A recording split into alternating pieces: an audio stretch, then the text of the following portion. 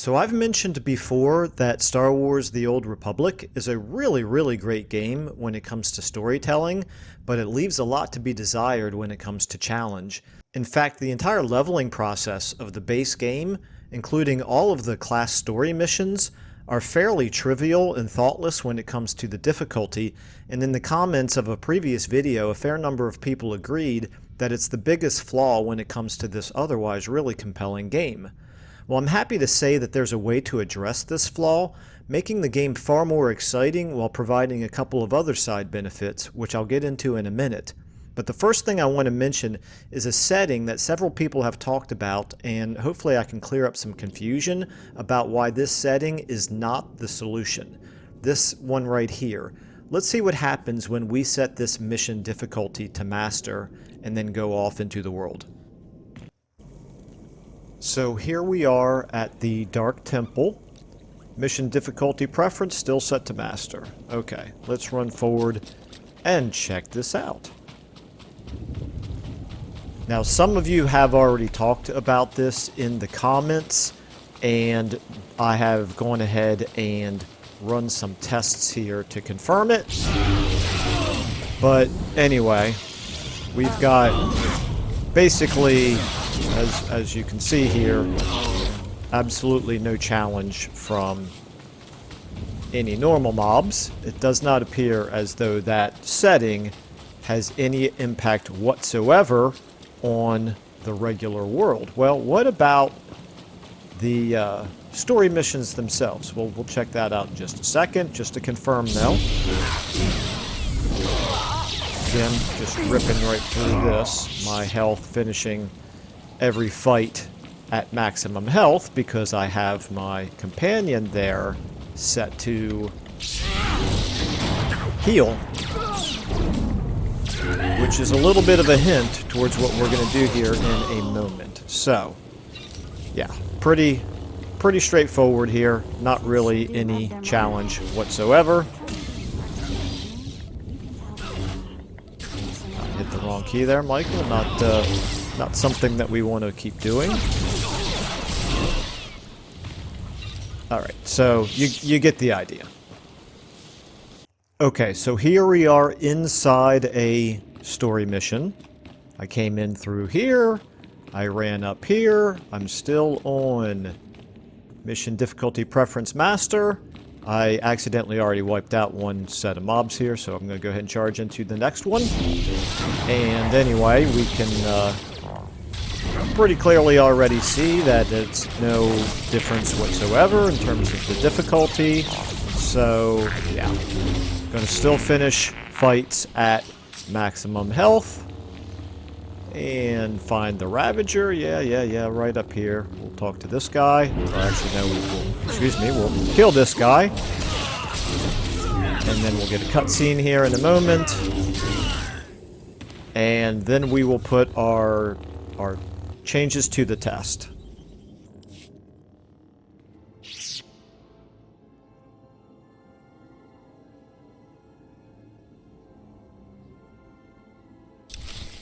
Okie dokie.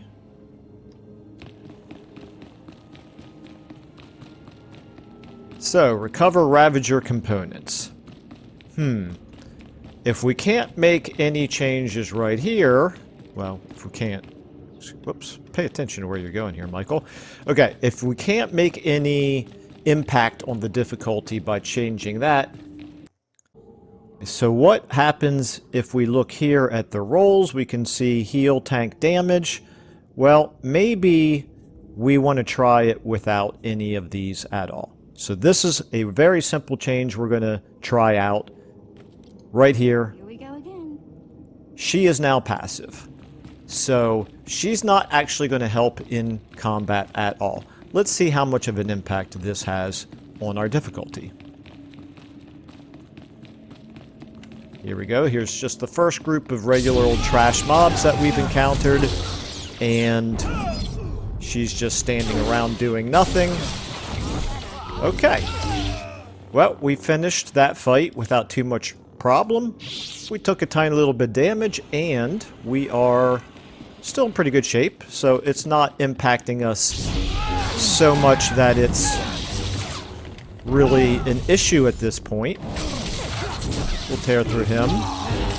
We'll tear through him. There's another player running by, as happens in MMOs. So again, we're looking okay here in terms of how to handle this. So what about this? We have a silver mob here. I forget what they're called. Veteran mobs, maybe? And, yeah, we're taking a little bit more damage now. Let's go ahead and get ourselves a buff here.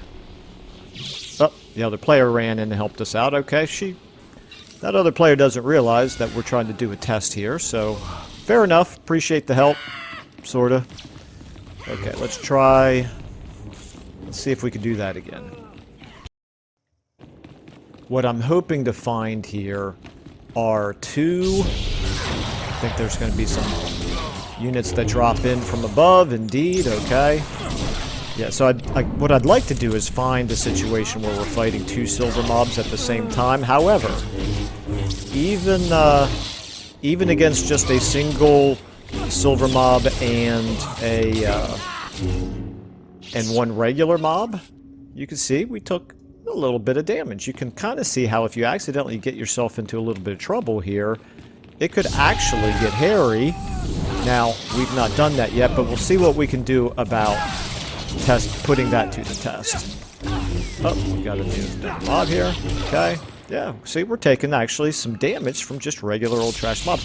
I'm actually having to do something that I never had to do while I was actually having the companion set to anything other than passive.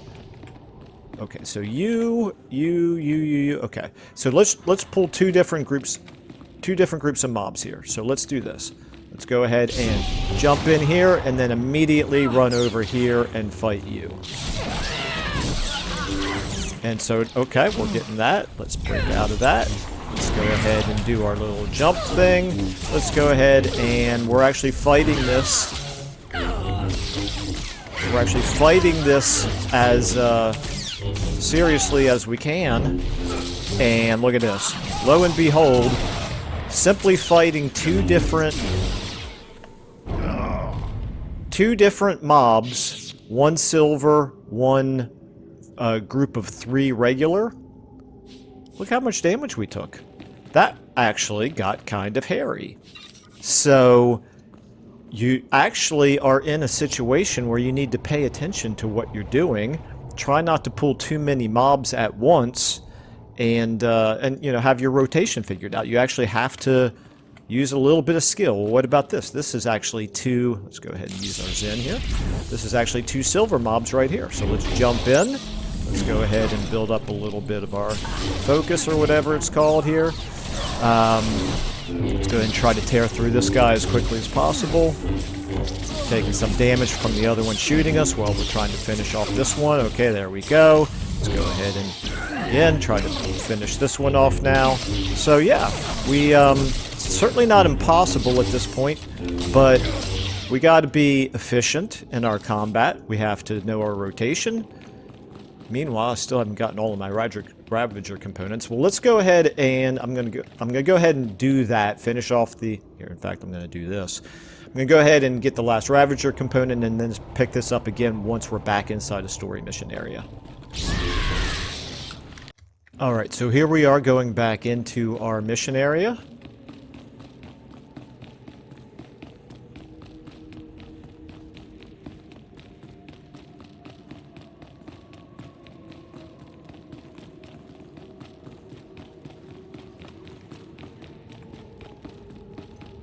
It was foolish of you to return here. Uh-oh. Looks like we got another fight on our hands. Those pieces you took from my minions belong to me. They will enable me to exact my revenge on Lord Farshal. I am Lord Vacuous, the conqueror of Begeddon, the killer of Garatak the Singed. Return what you have stolen, or burn.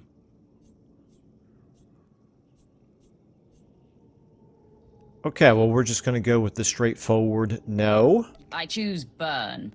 Die at the hands of Vacuous. Okay, so this is a gold mob. This guy is actually going to really probably wreak some havoc on us. So let's find out whether or not this fight is even winnable. Okay, looks like we've already taken care of the others. All right, so here we are. We're facing a gold mob. We are holding our own, but we are absolutely taking serious damage here. We could always use our heroic moment if we need to. We have some other options available to us. Got healing that we could do if we need to. But without the healing, without using our heroic moment, you can see we were still able to take on a gold mob, but it was absolutely not anywhere near as easy as it is in normal mode. By normal, what I mean is with your companion helping out. So there we go. Let's just go ahead and finish up this story mission here. Okay, so I've just turned in that story mission to Darth Barris, and I'm going to go ahead and pause here for a second to summarize what we have discovered here. So first of all, this setting right here does not affect your story missions, at least in the early leveling process. And the class story missions, I should probably say, so the original vanilla game. And it does affect, I believe, flashpoints and perhaps some other things at the higher levels in the expansions. I apologize for not having the full details on that, but there are some other people who have made comments in the previous video that talk about the specifics of it. So if you're interested in using this, it absolutely does do something, but you might want to look up specifically what it does.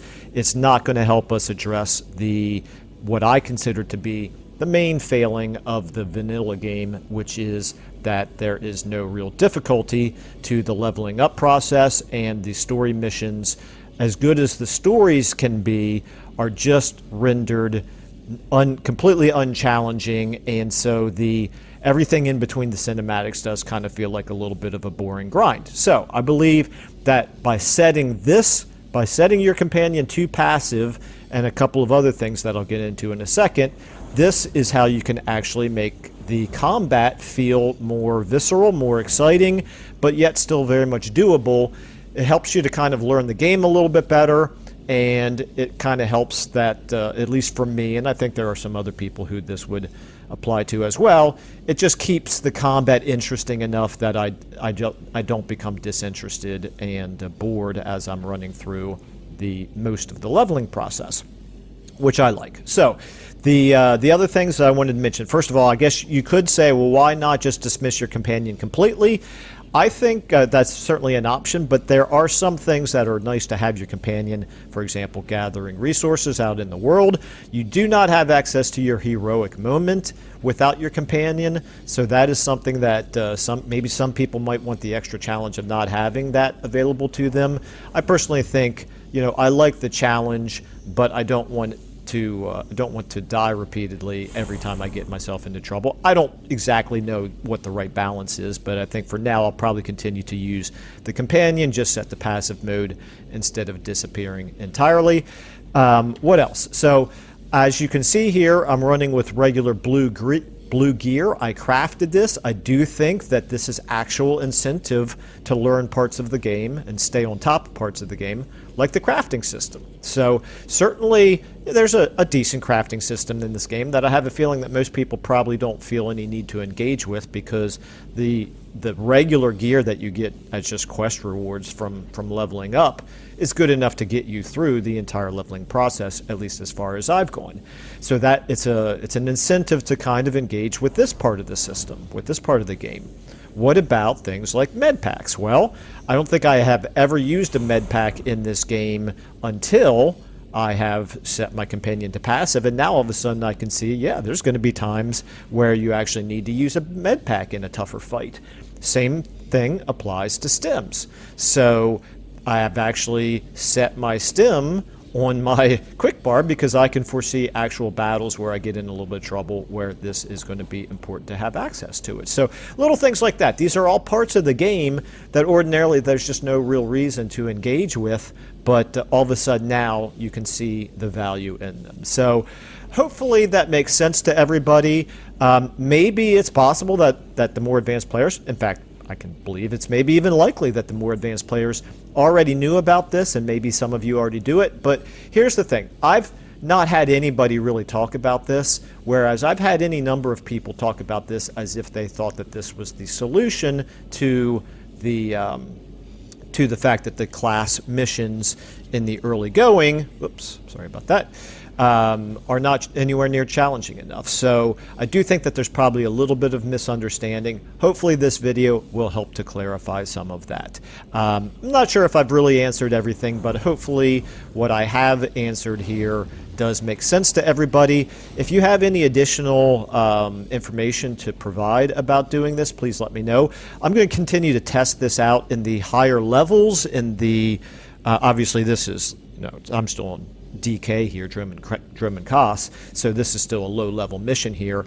I have played far enough into some of the other class missions with my companion active to know the game in the class mission sections never really gets particularly challenging, but I can believe it might get a little bit harder enough that maybe you want to tinker as you move further in. But I foresee continuing to play on passive mode until my testing tells me otherwise. So, as I said, if you have any additional information or other thoughts, please go ahead and feel free to comment down below. I do read all comments, and I do believe it can probably be helpful to other people. And at this point, I'm probably rambling a little bit, so I guess I will go ahead and leave it there. I will just say thank you all so much for watching and listening. I appreciate the feedback up to this point, and I will see you all in the next video.